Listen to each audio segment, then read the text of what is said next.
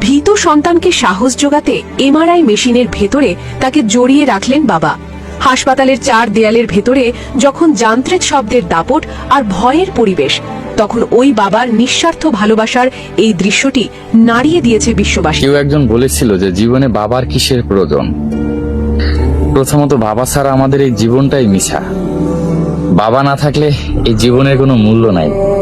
বাবা ছাড়া আমরা এই পৃথিবীতে আসতে পারি না।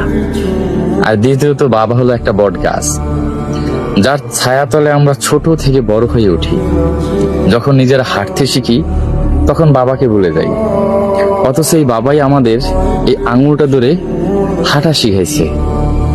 বাবাকে যদি পৃথিবীর সকল সম্পদ দেওয়া হয় আর বাবার এক সাইডে যদি তার সন্তানকে রাখা হয়, যদি প্রশ্ন করা হয় আপনি কোনটা নেবেন, বাবা মুচকে হাসি দিয়ে হাত বাড়িয়ে বলবে, আমার সন্তানকে আমার বুকে ফিরিয়ে দেন। পৃথিবীর সকল সম্পদ তার কাছে তুচ্ছ মনে হবে।